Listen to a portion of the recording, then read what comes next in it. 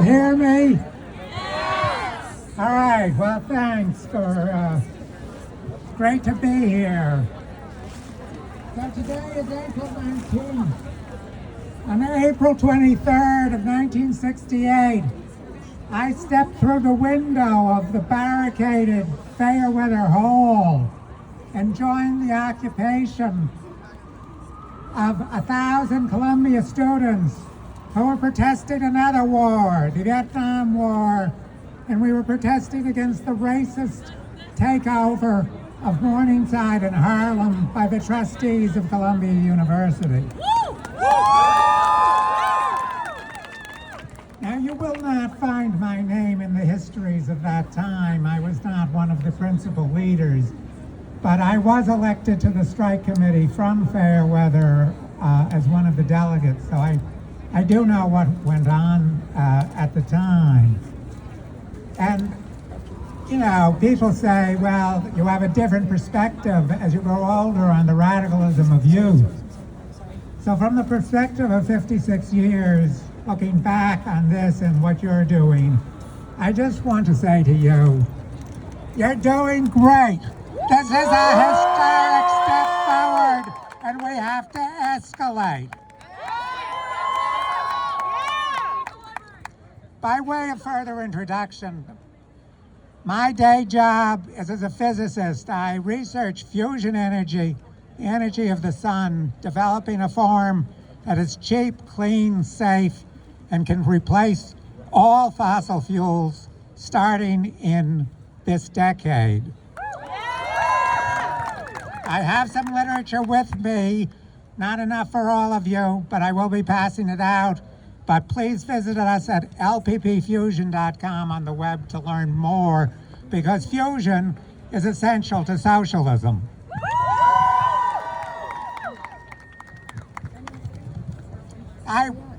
In my activism, I'm a member of the International Luxemburgist Network, which is a small global network that puts out the journal Mass Strike, and is based on the ideas of the German revolutionary Rosa Luxmeburg.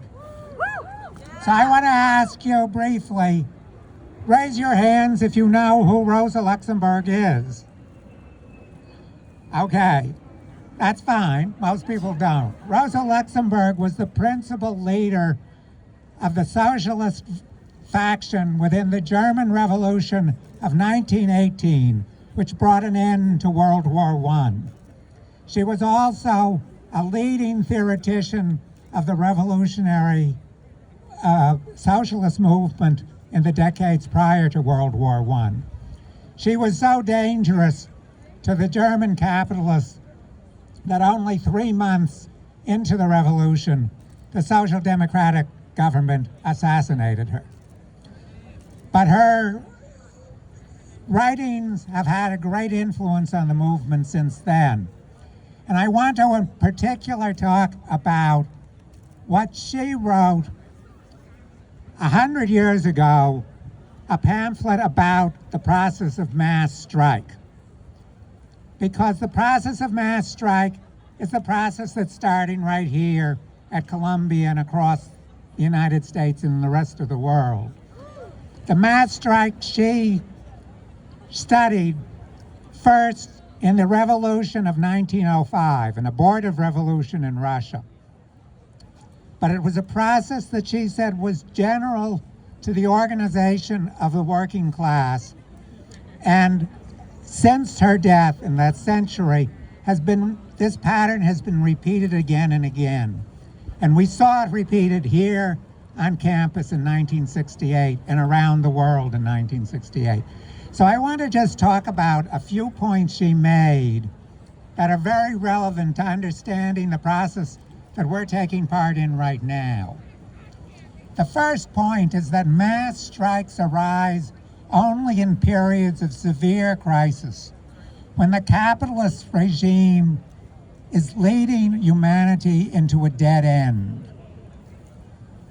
That was true in '68, when the Vietnam War was threatening to ignite a thermonuclear war. But it is even more true today. The crisis that humanity faces today is worse than the crisis we faced in 1968, because capitalism has exhausted its capacity to develop the world economy and is leading the world economy into a general decline, a decline in which their profits can only be made at the expense of the immiseration of the working people, of the billions of human beings. What we are seeing today is World War III on the installment plan. And that is what the Gaza war is part of. So the protests that are happening around the world, of which this is a part, is part of the response, the growing response of the working class to the crisis that capitalism has led us to. So second of all, mass strikes evolve when people put forward demands in the interest not just of themselves, but of the entire working class and the entire humanity. When we say defend Gaza, save Gaza, we are saying save ourselves. Yes. Because what is happening in Gaza is not a war of one religion against another or one ethnic group against another. Every bomb, every bullet that is being expended on Gaza is produced right here in the United States. And is approved by the President of the United States, Joe Biden. And who is pressuring Biden to commit political suicide by providing the arms for this genocide? Billionaires of all faiths, the capitalist ruling class. And what do they want to prove in Gaza? The exact same thing they wanted to prove in Vietnam, that they can do whatever they want to anyone, that they can in plain sight starve 300,000 or 500,000 people to death, including 100,000 children, because they want to prove that if you resist their thievery, which is going to be the only way their system can survive, you will see the same fate. That's what they tried and failed to do in Vietnam, and that's what they're trying to do in Gaza. That's why to defend Gaza is in the interest of all. We are defending ourselves. And what are they trying to do but to spread the repression that is in most hideous form in Gaza all over? They are trying to revive here in the United States a McCarthyite attack on freedom of speech, on freedom of protest, saying that you here that are protesting genocide in Gaza are anti-Semites. And are starting to suspend students from the school and suppress their freedom of speech. Today, as I said, is April 19th. It is the 249th anniversary of the start of the American Revolution.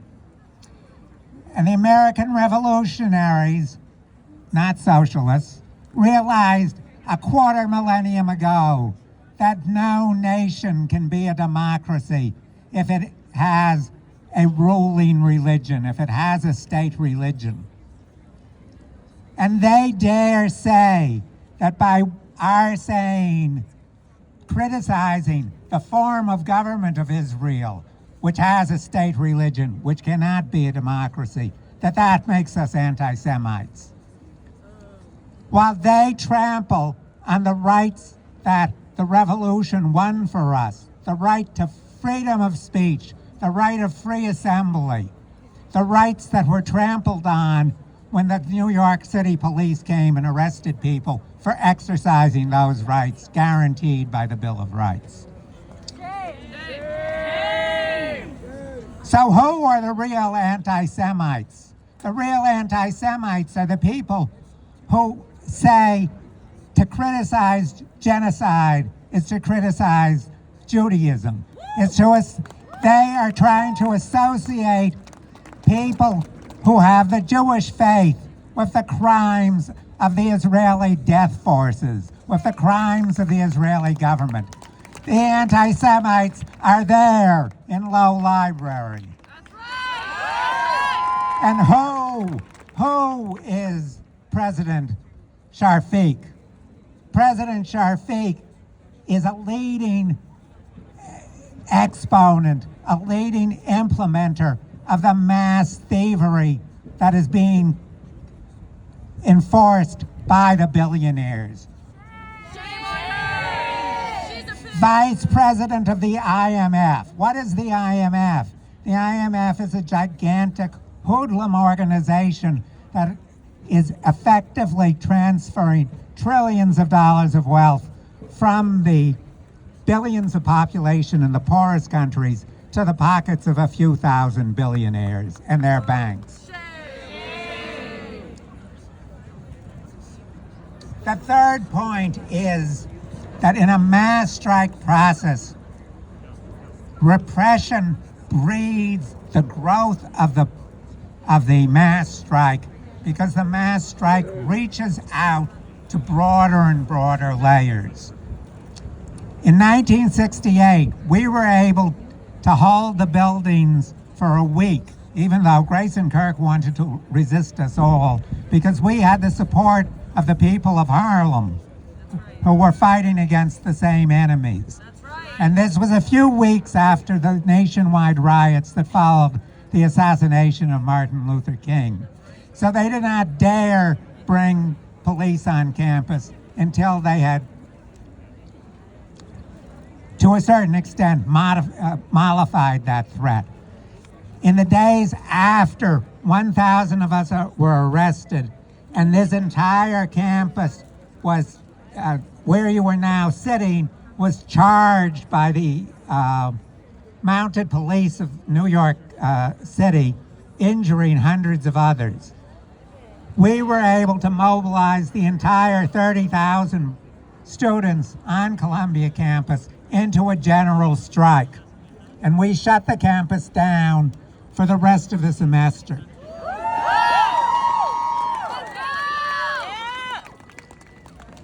And as a result, this same process in the following month, in May of 1968, spread to France, where a much bigger student movement united with a much larger workers' movement to bring about the largest general strike in the history of the developed world, in which 10 million workers occupied all of the factories of France. Out of this mass organizing, and this is the fourth point, comes unified organizations of the working class, democratic organizations. We organized democratically, so all of our decisions were made in mass meetings and through the elected delegates to the steering committee. In France, on a much larger scale, they organized worker-student strike committees that eventually took over, during the month of May, control of entire towns and cities.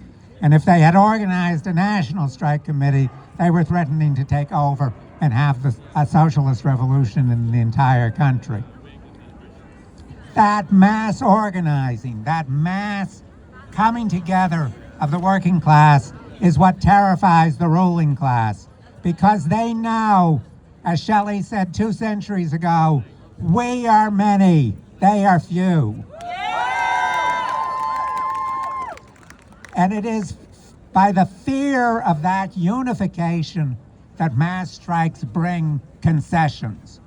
Here at Columbia, we did defeat the Morningside Gym. We did win amnesty for almost all of us. And you will win amnesty for all of these students that are under threat.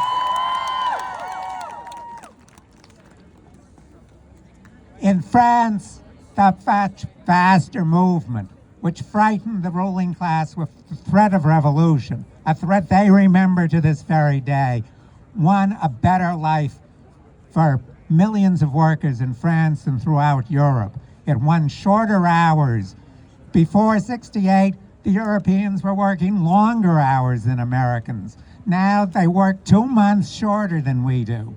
Those were victories that were won. Child care, universal education, free education that we don't have here.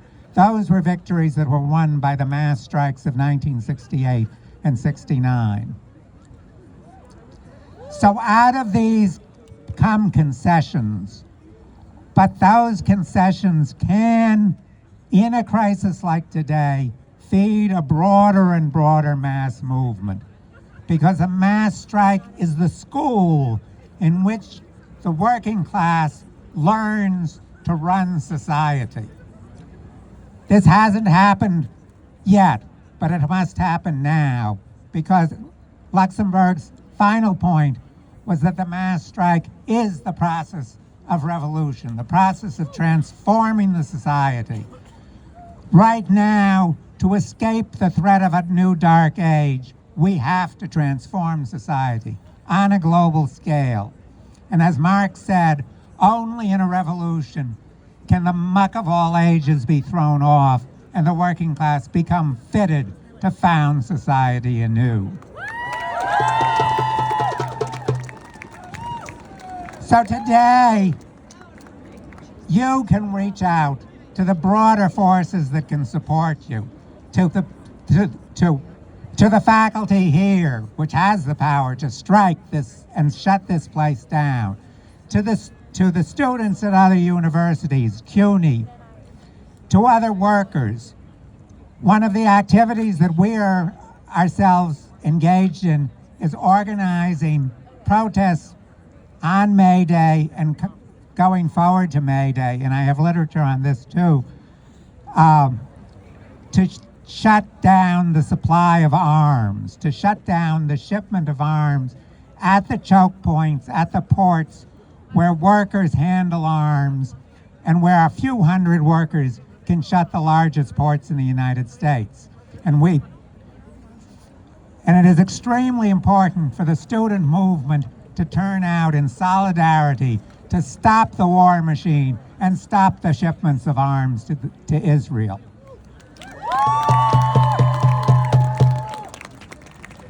So,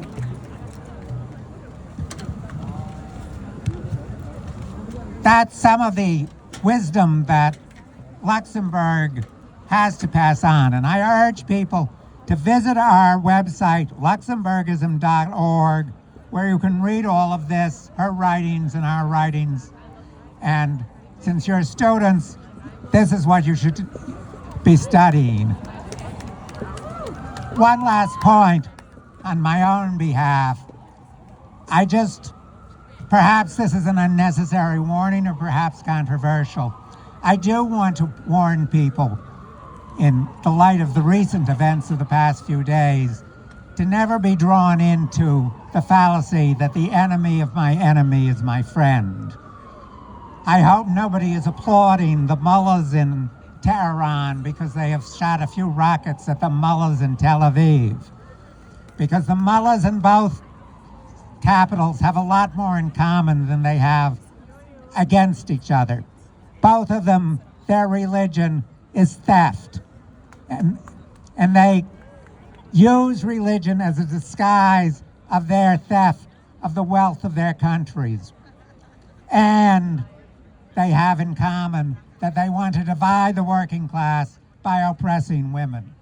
So these sides have much more in common than they have against each other, even though they shoot rockets at each other. Our way, the only way for victory, is unity.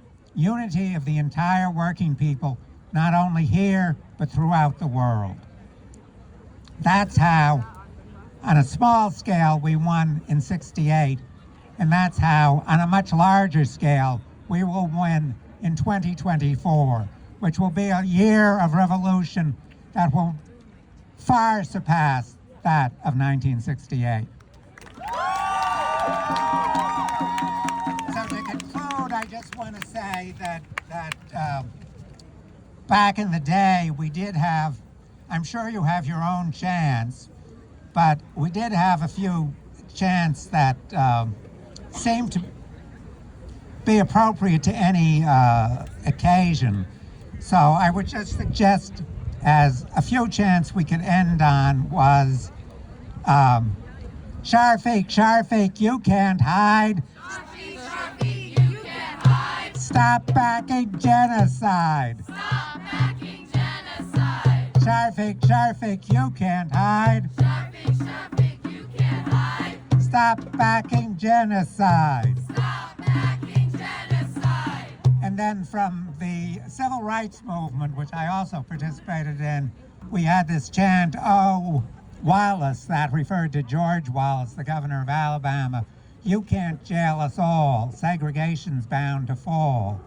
So I would say, "Oh, Sharfik, you can't jail us all. McCarthyism's bound to fall." "Oh, Sharfik, you can't jail us all. McCarthyism's bound to fall."